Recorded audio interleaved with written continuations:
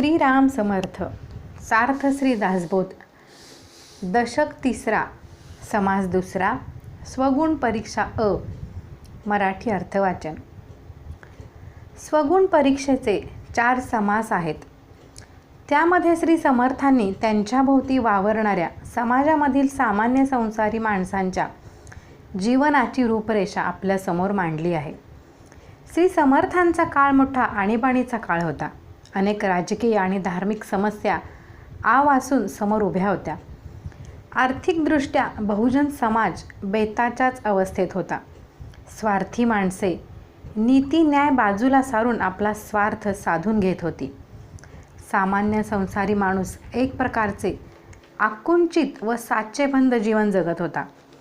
प्रत्येकाच्या जीवनात अगदी त्याच घटना घडत होत्या असे नाही, परंतु संसारातून सुख मिळवण्यासाठी प्रापंचिक माणूस जी धडपड करतो तिची दशा सगळीकडे एकच असते. कुटुंब संस्थाच पहा. कुटुंबामध्ये नवरा बायको, मुलगे मुली, त्यांचे विवाह, पैसा, आजार, लौकिक रोग, मृत्यू आणि म्हातारपण यांच्या पायी निर्माण होणाऱ्या समस्या श्री समर्थांच्या काळी आणि आजच्या काळी मूलतः सारख्याच आहेत.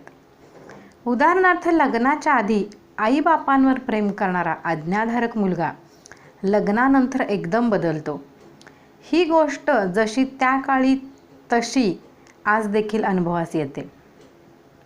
दुसरी बायको केल्यानंतर घरामध्ये होणाऱ्या कटकटी किंवा व्यसनापायी होणारी हानी किंवा म्हातारपणी होणारी दैना इत्यादी प्रापंचिक समस्या आज देखील तशाच आढळतात. श्री समर्थांना मानवी जीवनाचे किती खोल ज्ञान होते हे पुढील 4 समासांवरून पाहून घ्यावे. तात्पर्य असे की प्रापंचिक माणूस मूलतः स्वार्थी असतो. त्याच्या स्वार्थाची अंगे तीच असल्याने त्यातून जन्म पावणाऱ्या समस्या सर्व काळी समाजात सारख्याच असतात. स्वार्थ साधण्याचे मार्ग मात्र त्या त्या काळाच्या विज्ञान प्रगतीवर आणि एकंदर सामाजिक परिस्थितीवर अवलंबून राहतात. उदाहरणार्थ, रोगाला उपचार करण्याच्या पद्धती किंवा पैसे मिळवण्याचे मार्ग बदलत जातात. असो, या समासामध्ये अगदी बाळपणापासून दुसरे लग्न होईपर्यंत सामान्य माणूस कसे जीवन जगतो त्याचे वर्णन आढळेल. प्रथम, तान्हेपणाचे वर्णन. ही सर्व दृश्यरूप सृष्टी जगाचे मूळ आहे. अर्थात माणूस जगात जन्माला आला की तो दृश्य विश्वाचा भाग होतो. मग दुःखाचे निखारे त्याच्या देहाला चटके देतात. मागच्या समासात गर्भवासातील यातनांचे वर्णन सांगितले. जन्म झाल्यानंतर गर्भवासातील यातना मूल विसरते. पुढे दिवसेंदिवस ते वाढू लागते. तान्हेपणी त्वचा अगदी नाजूक असते. जरा काही दुःख झाले की ते मूल व्याकुळ होते, पण आपल्याला होणारे सुख दुःख त्याला शब्दांनी सांगता येत नाही. देहाला काही दुःख झाले किंवा भूक लागली म्हणजे ते मूल मोठ्याने रडते, परंतु त्याला अंतरी काय दुःख होत आहे हे काही आईला कळत नाही. आई त्याला जवळ घेते व कुरवाळते, पण हा बाहेरून उपाय होतो.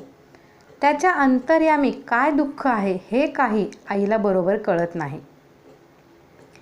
ते मूल पुन्हा पुन्हा हुंदके देते व रडते. आई त्याला कडेवर घेऊन रडे थांबवण्याचा प्रयत्न करते, पण त्याची पीडा व्यथा न कळल्याने मूल बिचारे तळमळतच राहते. अनेक रोगांचा जोर होऊन त्याच्या दुःखाने त्या पोराचा जीव खालीवर होतो. ते पोर रडते, पडते किंवा कधी विस्तवाने पोळते. आपल्या शरीराचे रक्षण करता येत नाही म्हणून नाना प्रकारचे अपाय त्या मुलाला सोसावे लागतात. खोड्या करताना अपाय होऊन हात पाय किंवा एखादा अवयव गमावण्याचा प्रसंग येतो. मूल आईला ओळखू लागते व तिच्याशिवाय त्याला क्षणभर करमत नाही. पण पूर्वपुण्य समोर उभे राहिले आणि असले अपाय चुकले, मग मूल हळूहळू आईला अधिकाधिक ओळखू लागते. क्षणभर सुद्धा आई दिसेनाशी झाली तर मूल दुःखाने रडते व ओरडते. त्या वयामध्ये आईशिवाय दुसरे काहीच त्याला महत्त्वाचे वाटत नाही, आवडत नाही. ते मोठ्या आशेने आईची वाट पाहते, केव्हाही आईपासून दूर राहत नाही. आणि एकदा आईची आठवण झाली की मग क्षणभर देखील तिचा वियोग त्याला सहन होत नाही. ब्रह्मादिक देव जरी आले किंवा प्रत्यक्ष लक्ष्मीने प्रेमाने बोलावले तरी आई वाचून दुसरे कोणी त्याची समजूत घालू शकत नाही. आई कुरूप असो, हीन लक्षणी असो अथवा सर्वांपेक्षा दुर्दैवी असो, त्या मुलाला जगात तिच्यासारखे दुसरे कोणी नसते. आई नसेल तर ते पोर केविलवाणे होते व दीन दिसते. आईने रागावून त्याला दूर सारले तरी मोठ्याने रडून ते तिलाच मिठी मारते.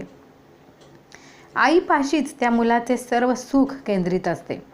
आईपासून दूर झाले की ते तळमळू लागते. अशा रीतीने त्या काळात आईवर अत्यंत प्रेम जडलेले असते. मातेच्या वियोगाचे दुःख होते त्याचे वर्णन. अशा अवस्थेत आई मरण पावली. ते मूल पोरके झाले. आई आई असे म्हणत दुःखाने ते झुरणीस लागते. ते आईला शोधते पण ती काही दिसत नाही. दीनवाणे होऊन ते लोकांकडे बघते. आई येऊन आपल्याला भेटेल अशी आशा त्याच्या मनाला वाटते. आपली आई समजून एखाद्या बाईच्या तोंडाकडे ते पाहते, पण ती आपली आई नाही हे त्याला उमगते. मग ते हिरमुसले होऊन दीन बनते. आईच्या वियोगाने त्याला कष्ट होतात. त्याचे मन दुःखी कष्टी राहते. त्यामुळे त्याचा देह देखील अतिशय रोडावतो. पण सुदैवाने आई जगली. मग ते मूल आणखी वाढले की त्याचे सगळे लक्ष खेळण्याकडे लागते. त्यात अपघात होतात त्याचे वर्णन. समजा आई जिवंत राहिली आणि दोघांची भेट झाली. मग दिवसेंदिवस त्या पोराचे बालपणही संपत जाते. बालपण मागे पडले की दिवसेंदिवस पोर शहाणे होत जाते. मग आईवर जे अतिशय प्रेम जडलेले असते तितके ते राहत नाही. मग पोराला खेळण्याचा नाद किंवा छंद लागतो. मुलांचा मेळा जमून खेळ खेळण्यात ते रमते. त्यामध्ये डाव जिंकला तर आनंद व डाव हरला तर दुःख असे सुखदुःख होऊ लागते. आईबाप मनापासून त्याला शिकवतात पण त्याला ते आवडत नाही. त्याचे त्याला अतिशय वाईट वाटते. पोरांच्या बरोबर खेळण्याची लागलेली चटक काही केल्या सुटत नाही. मुलांच्या मध्ये खेळत असता त्याला आईबापाची मुळीच आठवण होत नाही. परंतु त्या खेळण्यात अचानक दुःख ओढवते. कुठे दातच पडतात, डोळाच फुटतो, पायच मोडतो व लंगडा होतो. मग मात्र मस्ती जिरते आणि शरीराला व्यंग झाल्याने कुरूपता येते. ताप, देवी, गोवर असले आजार होतात. त्यातून मोठ्या कष्टाने तो वाचला तर त्याला चोप देऊन आईबाप शहाणा करतात. पुढे त्या पोराला देवी निघतात किंवा गोवर येतो किंवा डोकेदुखी जडते किंवा सारखा ताप येतो किंवा पोटशूळ उठून वायगोळा उठतो. या रोगांचे कारण काय याबद्दल लोक तर्क करू लागतात. कोणी म्हणतो त्याला भूताने झपाटले आहे. कोणी म्हणतो पाण्यातील मेस्को मायराणीने धरले आहे. कोणी म्हणतो मुंज्या, झोटिंग किंवा म्हसोबाची करणी बांधली आहे. कोणी म्हणतो वेताळ, खंकाळ लागला. कोणी म्हणतो ब्रह्मसंबंध संचारला. कोणी म्हणतो मंतरलेली वस्तू ओलांडली काय, काही कळत नाही. कोणी म्हणतो वीरदेव, कोणी म्हणतो खंडेराव, तर कोणी म्हणतो हे सगळं खोटं, ह्याला ब्रह्मसंबंध लागला आहे. कोणी म्हणतो की मंत्र वापरून त्याच्या अंगात एखादी देवता सोडली आहे. तर कोणी म्हणतो की सटवायचे काही देणे चुकले असावे. कोणी म्हणतो की पूर्वजन्मीच्या कर्माचे फळ भोगायचे आहे म्हणून त्याच्या देहाला हे नाना प्रकारचे रोग जडले आहेत. त्यासाठी चांगले वैद्य व मांत्रिक बोलावून औषध पाणी चालू होते. कोणी म्हणतो हा काही जगत नाही. कोणी म्हणतो हा काही मरत नाही, कारण पूर्वीचे पाप असल्यामुळे यातनांच्या रूपाने तो भोग भोगीत आहे. माणूस गर्भवासाचे दुःख जरी विसरला तरी जीवनामध्ये त्रिविध तापांनी तो पोळला जातोच. एकंदर या संसाराच्या दुःखांनी माणसाला फार यातना सोसाव्या लागतात. या इतक्या सगळ्या भानगडीतून अडचणीतून माणूस वाचलाच तर विद्या येण्यासाठी त्याचे आईबाप त्याला मार मारून शहाणा करतात. लोकात आपले नाव राखील असा तो चांगला बनतो. जय जय रामकृष्ण हरी क्रमशः.